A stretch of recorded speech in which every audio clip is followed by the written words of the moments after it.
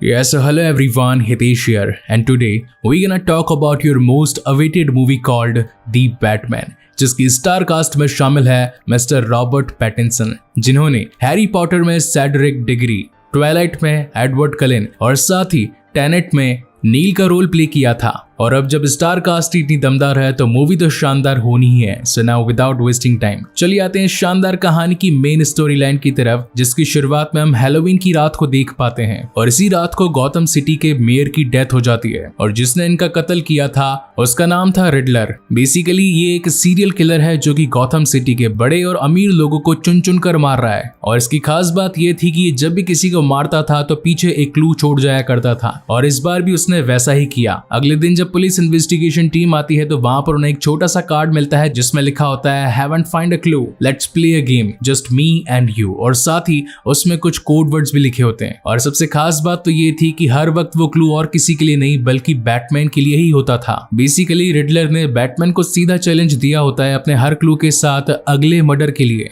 ताकि अगर बैटमैन उस अगले शिकार को बचा सके तो बचा ले। इस मैसेज के थ्रू बैटमैन और साथ ही पुलिस वाले रिडलर के अगले शिकार का पता लगा लेते हैं। लेकिन जैसे ही बैटमैन और साथ ही पुलिस वाले उस शख्स का पता लगाकर उसे बाहर निकालते हैं तभी रिडलर आकर उस शख्स को जान से मार डालता है, क्योंकि ये पूरा ही रिडलर का ही प्लान था। वो तो बस इंतजार कर रहा था अपने शिकार को बाहर लाने का, जिसमें अनवांटेडली बैटमैन और साथ ही पुलिस वालों ने ही उसका साथ दे डाला। मूवी की स्टार्टिंग में हमने जब मेयर की डेथ देखी थी तो वहां पर रिडलर ने मेयर के हाथ से उसका अंगूठा काट लिया था और ऐसा उसने इसलिए किया था क्योंकि शहर का मेयर काफी बुरा और अय्याश इंसान था। साथ ही उसका एक लड़की के साथ अफेयर भी चल रहा था और जिस लड़की के साथ में मेयर का अफेयर चल रहा था उस लड़की का नाम था एनिका और वो लड़की एनिका सेलिना कायल की रूममेट थी। सेलिना कायल यानी कि कैटवुमन। बेसिकली ये दोनों ही लड़कियां आइसबर्ग लॉन्ज में वेटर का काम किया करती थी और इस आइसबर्ग लॉन्ज का मालिक था ऑसवर्ल्ड कॉवरकोट यानी कि द पेंगुइन। मेयर की डेथ के बाद में बैटमैन और साथ ही गॉर्डन को एक पेन ड्राइव मिलता है, जिसके बाद में ये दोनों पेन ड्राइव के डेटा को चेक करते हैं और तब उन्हें उस पेन ड्राइव के अंदर मेयर की एक वीडियो मिलती है जिसमें मेयर और साथ ही एनिका आइसबर्ग लॉन्च से साथ में निकल रहे थे। लेकिन यहाँ पर ट्विस्ट वाली बात ये थी कि जब ये दोनों इस वीडियो को देख रहे थे तभी ये वीडियो पब्लिकली पब्लिश हो जाती है। हर न्यूज चैनल के अंदर अब ये वीडियो दिखाया जा रहा था, जिसके बाद पूरे गौथम सिटी के लोगों को ये बात पता चल जाती है कि मेयर एक अय्याश इंसान था। जिसके बाद में नेक्स्ट सीन में बैटमैन खुद आइसबर्ग लॉन्च पहुंचता है, लेकिन पेंगुइन के लोग उसे अंदर आने से रोकते हैं। तभी वहां पर बैटमैन और उन लोगों के बीच में एक जबरदस्त फाइट हमें दिखाई जाती है, जहां पर बैटमैन अकेले ही उन सभी को धूल चटा देता है। जिसके बाद अपने लोगों को पिटता देख पेंगुइन खुद आगे आता है और कहता है कि तुम आखिर यहाँ पर क्यों आए हो। तो बैटमैन उससे एनिका के बारे में पूछता है, लेकिन वो बैटमैन को कुछ नहीं बताता।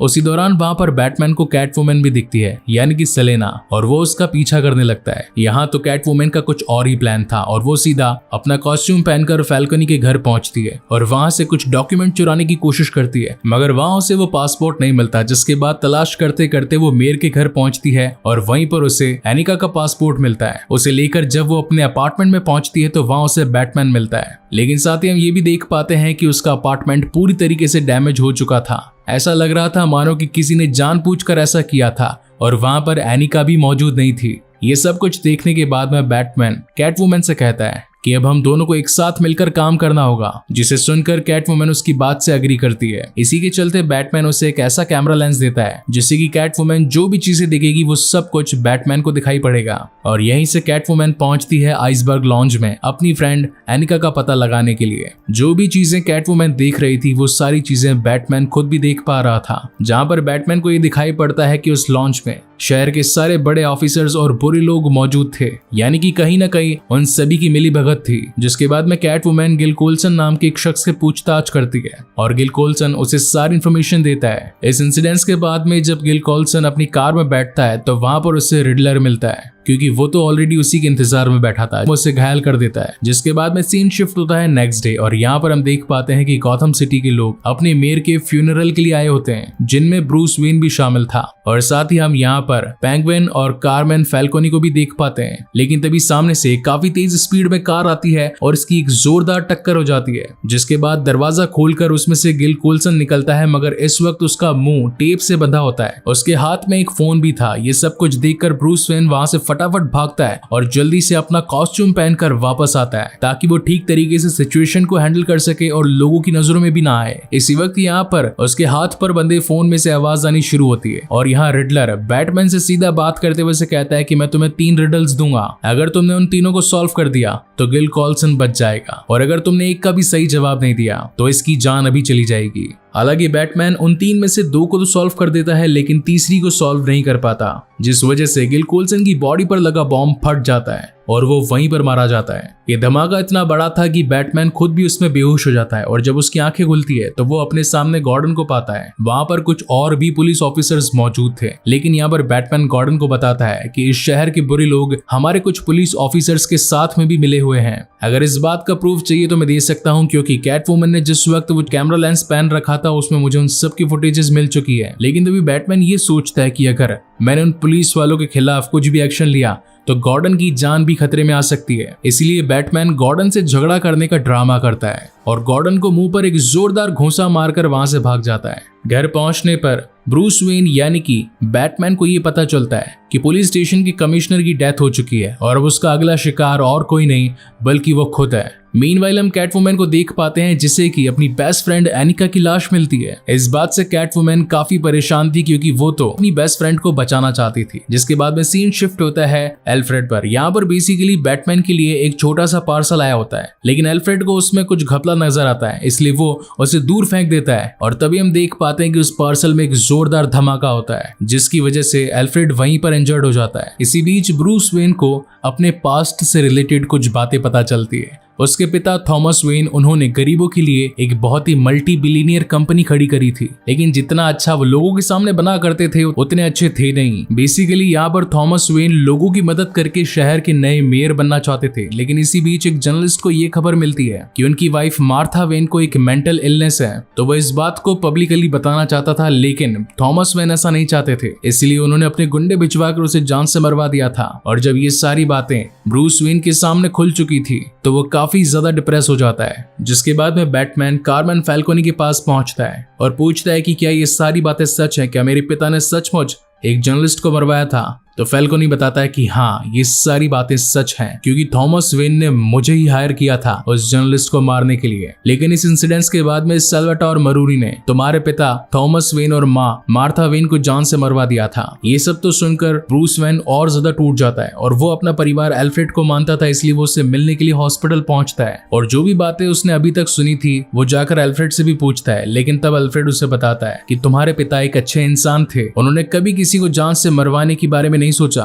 और सच बात तो यह है कि वो कार्मेन फैल्कोनी के पास इसलिए गए थे ताकि वो अपनी फैमिली की इमेज को बचा सके। उन्होंने उससे ये नहीं कहा था कि जर्नलिस्ट को जान से मार दो, उन्होंने तो बस ये कहा था कि मेरी फैमिली की इमेज खराब नहीं होनी चाहिए ताकि उनके मेयर बनने के रास्ते में कोई रुकावट ना आए। और सच बात तो यह है कि फैल्कोनी ने ही तुम्हारे माता पिता को जान से मारा, क्योंकि उसने ऑलरेडी उस जर्नलिस्ट को मार दिया था। अब ये बात कहीं पुलिस तक ना पहुंच जाए, इसलिए उसने अपना रास्ता साफ करने के लिए तुम्हारे माता पिता को जान से मरवा दिया। अब तो बैटमैन पूरी तरीके से गुस्से में आग बबूला हो चुका था और वो सीधा आइसबर्ग्स लॉन्च पहुंचता है, जहां पर उससे कैटवुमन भी मिलती है। बेसिकली ये दोनों ही प्रतिशोध की ज्वाला में धधक रहे थे। एक तरफ तो सेलेना की बेस्ट फ्रेंड एनिका की डेथ हो चुकी थी और वहीं पर ब्रूस वेन को अपने माता पिता के कत्ल से रिलेटेड सच्चाई पता चल चुकी थी। लेकिन यहाँ कहानी में ट्विस्ट वाली बात ये है कि फैल्कनी और किसी का नहीं बल्कि कैटवुमन का ही बाप होता है। कैटवुमन की माँ इसी आइसबर्ग लॉन्च में काम किया करती थी, मगर वो सेलेना को कभी अपनी बेटी नहीं मानता था। फिर यहाँ पर एक जोरदार फाइट होती है और फाइनली यहाँ पर सेलेना को मौका मिलता है फैल्कनी को जान से मारने का, लेकिन बैटमैन और साथ ही गॉर्डन उसे ऐसा करने से रोक देते हैं। और अब कैसे तैसे ये दोनों मिलकर जब फैल्कनी को बाहर लेकर आ ही रहे होते हैं कि तभी वहां पर रिडलर, जो कि ऑलरेडी इस पर निशाना लगाकर बैठा था, वो फैल्कनी को जान से मार डालता है। इस इंसिडेंट्स के बाद में बैटमैन को अब रिडलर के बारे में और भी चीजें पता लगने लगती है और ये बात तो क्लियर हो जाती है कि रिडलर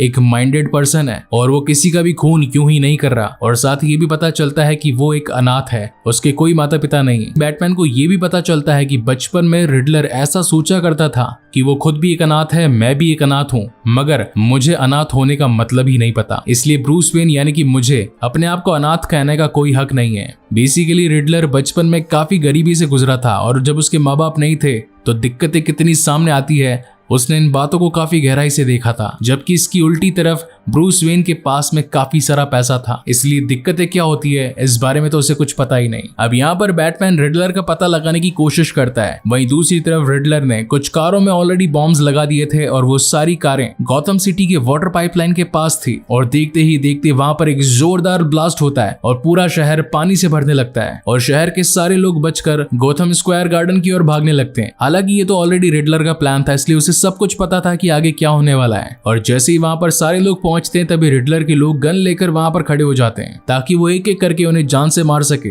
लेकिन तभी वहां पर बैटमैन और कैटवुमन आकर उस पूरे हादसे को रोक देते हैं। अपनी चालाकी का इस्तेमाल करके उन सभी फॉलोअर्स के हाथ से वो गन्स भी छुड़वा देते हैं और लोगों की जानें भी बचा लेते हैं। और इसी के साथ शहर का एक बड़ा हादसा भी टल जाता है और रिडलर को पकड़कर जेल में डाल दिया जाता है। वहीं हम मूवी के एंड पे देखते हैं कि रिडलर जिस सेल में होता है उसी के पास वाले सेल में जोकर भी होता है, जो कि इस वक्त रिडलर से बात कर रहा होता है। और इसी के साथ ये मूवी यहीं पर खत्म होती है। हो सकता है कि फ्यूचर में रिडलर और साथ ही जोकर एक साथ बैटमैन के विलन्स बनकर आए। सो गाइज, आपको ये वीडियो कैसा लगा प्लीज मुझे लाइक और कमेंट करके जरूर बताइएगा। और अगर पहली बार इस चैनल पर आए हैं तो इसे सब्सक्राइब जरूर कीजिएगा, क्योंकि मैं इसी तरीके की बेहतरीन मूवीज आप लोगों के लिए लाता रहता हूँ। सो तब तक के लिए keep watching and stay safe. मिलते हैं अगले वीडियो में।